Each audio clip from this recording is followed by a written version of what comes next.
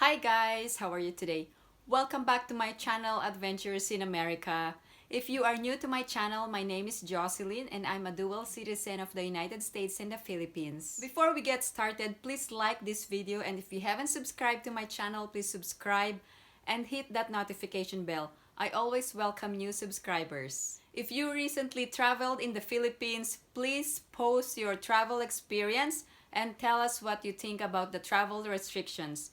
And also, if you have any other questions or comments, please post them down below and I will get back to you as soon as I can. For today's episode, we are going to talk about the most frequently asked questions about the travel restrictions in the Philippines. What are the minimum health standards when traveling? First, you needed to wear a face mask and a face shield, so both of them together before boarding the plane. Number 2, you needed to download the Trace mobile application. I'm going to send the link below. Also, it has been effective since November 28, 2020. The Trace app will help in the automation of the contact tracing. Number 3, you needed to register for case investigation form. This case investigation form depends whether you are an overseas Filipino worker or if you are flying through Philippine Airlines or other foreign airlines. So there is a separate case investigation form for PAL passengers, and I'm going to send the link below. For all other foreign airlines, you needed to register for PADLAB. Also, the other minimum health standards are mandatory temperature checks and mandatory physical distancing. Most frequently asked question on my video is that, are foreign tourists allowed in the Philippines? The answer is no. The Philippines has not opened up for tourism purposes. However, there are only a few number of limited foreign nationals who can travel in the Philippines. I already made a video. You can check out my other videos as well. Another question that I encountered is that, when is Philippines going to open for tourism? The answer is that I don't know yet. However, there are criteria to open. First, the entire Philippines must be placed under the most lenient community quarantine, and it is the modified general community quarantine. Once the entire Philippines has been placed under MGCQ, then there is a huge possibility that foreign tourists will be allowed to enter as well. Number 2, vaccination rollout. It has been in the news that Philippines has received the first delivery of vaccines. However, there is uncertainty regarding the vaccine rollout for the whole population. Next question. Is a negative test required before flying to the Philippines? The answer is that it depends. There are some airlines abroad that require a negative test 72 hours before boarding.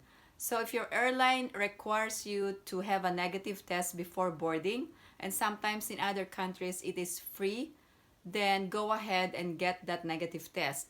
And also, once you arrive in the Philippines, you will still have to undergo another COVID test, but it is on the 6th day of your arrival under the current rules. So it doesn't matter whether you have a negative test abroad or you haven't taken a test, but once you arrive in the Philippines, you will always be mandated to take the COVID test on the 6th day. Another question is that, why you should take a swab test in the Philippines? Taking a COVID-19 RT-PCR test is a requirement of the Philippine government for all arriving international passengers. Starting February 1, 2021, passengers shall be tested on the 6th day of their quarantine stay, and day 1 starts on the day of the passenger's arrival. This comes to the next question. Are children required to take the swab test? Children, including infants, are required to undergo the RT-PCR test on the 6th day of their quarantine stay. They must also complete the registration process and pay a separate testing fee. For minimized discomfort, infants will be swabbed through the mouth. This is one of the most frequently asked questions. If I'm already vaccinated, do I still need to undergo swab testing or quarantine? Passengers, regardless of vaccination status, are still required to undergo respective testing and quarantine as is specified by the Philippine Interagency Task Force on the Management of Emerging Infectious Diseases. Another question, is the swab test free? Only non-overseas Filipino workers are required to pay the COVID test.